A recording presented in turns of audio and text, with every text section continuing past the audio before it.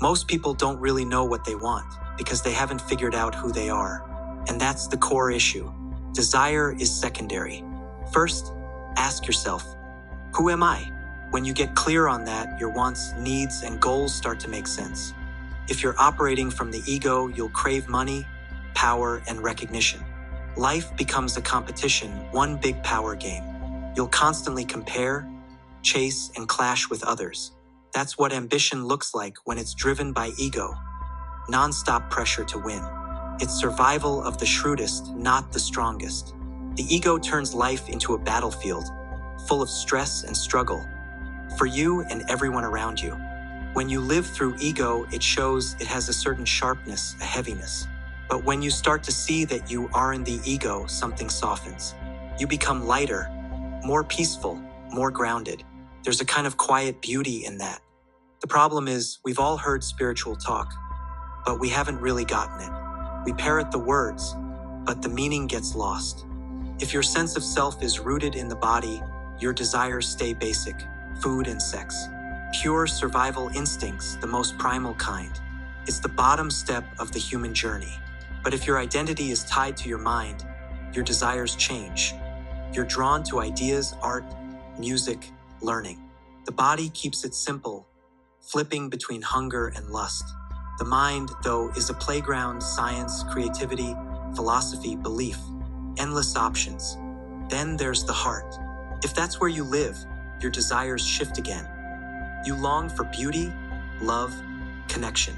You become more emotionally alive, more tuned in. The mind is about control and structure.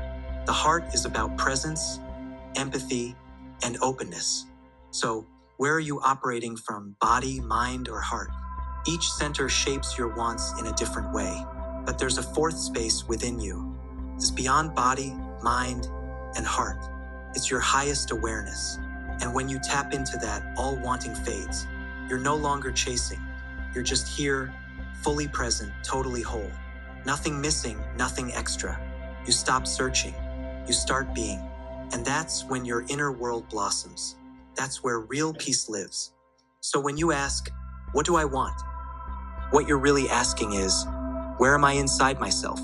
Are you living in the body, the mind, the heart? You've got to look inward and find out. It's not hard. Just notice where your energy goes.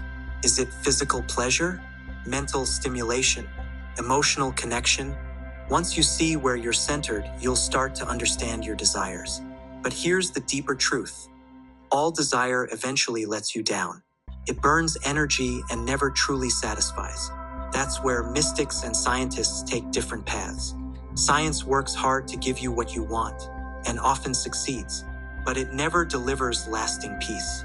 The mystic goes in a different direction. Instead of feeding the craving, they help you wake up from it.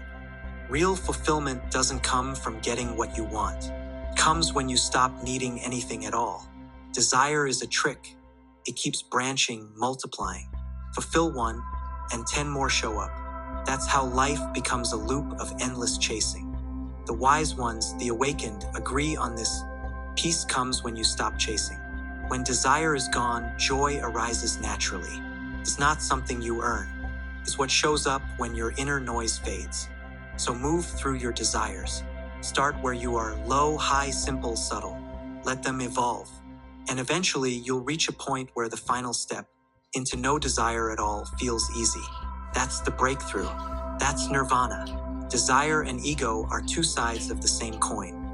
Let go of one, and the other vanishes. And what's left is something extraordinary. Deep joy, true freedom, timeless bliss.